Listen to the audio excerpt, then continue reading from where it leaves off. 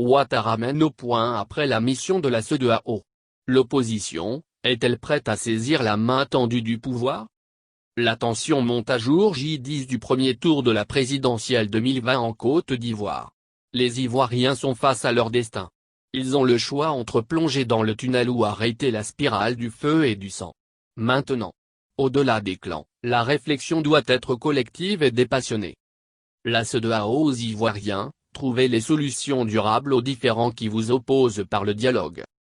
La mission de la CEDEAO qui a séjourné en Côte d'Ivoire, du 17 au 19 octobre 2020 a demandé aux candidats à la présidentielle du PDC et du FPI, à reconsidérer sérieusement la décision de boycotter l'élection et l'appel à leurs partisans à se lancer dans la désobéissance civile pour protester contre le processus électoral mais plutôt, à œuvrer, de façon sérieuse, pour parvenir à un consensus sur le consensus électoral. La communauté économique des États de l'Afrique de l'Ouest est consciente des questions qui divisent les parties ivoiriennes mais elle conseille le dialogue pour aboutir à des solutions durables. En boxe, les commentateurs auraient dit que l'opposition est sonnée, gros guillemets pas encore qu'au.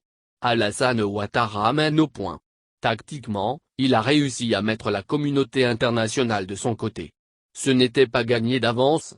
Le 4 septembre 2020, la rencontre avec le chef de l'État français a été délicate. Emmanuel Macron avait notamment relevé les inquiétudes des milieux d'affaires en France, suite à la décision du président ivoirien de revenir sur sa décision de ne pas se présenter pour un troisième mandat.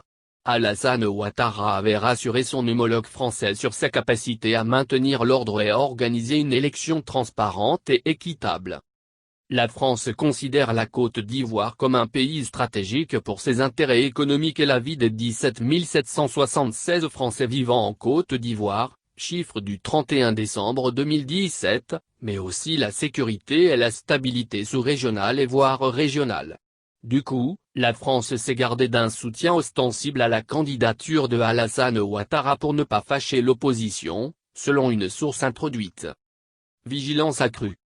Toutefois, la France et la communauté internationale demeurent vigilantes sur le déroulement des événements en Côte d'Ivoire.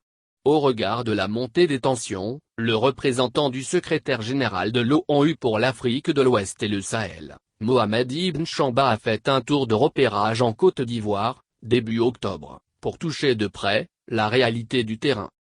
Une deuxième mission conjointe, ONU-UA, CEDEAO avait suivi. Cette mission s'était félicitée de l'engagement des autorités à promouvoir une élection inclusive, transparente, crédible et apaisée en Côte d'Ivoire, validant du coup la présidentielle du 31 octobre 2020. Elle avait invité les parties ivoiriennes à favoriser le dialogue pour régler les points de divergence. Persistance des points de divergence. La CEDEAO constate malheureusement, la persistance des points de divergence entre l'opposition et le pouvoir. Elle exhorte les candidats à se focaliser sur les points réalistes devant aider au dénouement des différends en vue d'une participation inclusive, transparente, crédible et non violente à l'élection présidentielle. Les possibilités qui s'offrent à la Côte d'Ivoire. Pouvoir et opposition sont désormais devant leur miroir. Soit, les deux parties acceptent de se parler dans un cadre formel pour trouver un consensus minimal pour une élection ouverte à tous, soit elles gardent le schéma et les positions actuelles et l'incertitude tient l'horizon.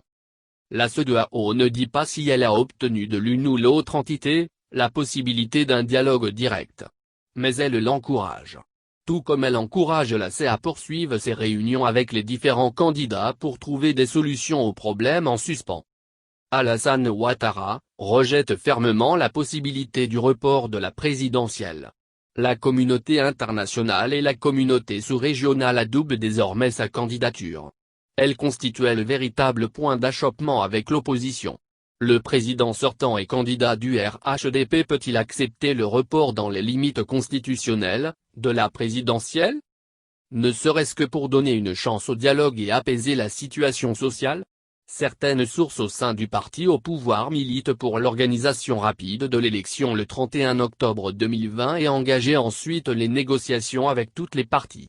L'opposition de son côté, est-elle prête à saisir la main tendue du pouvoir en cas de besoin? La question fondamentale, quelle élection sereine dans les conditions actuelles?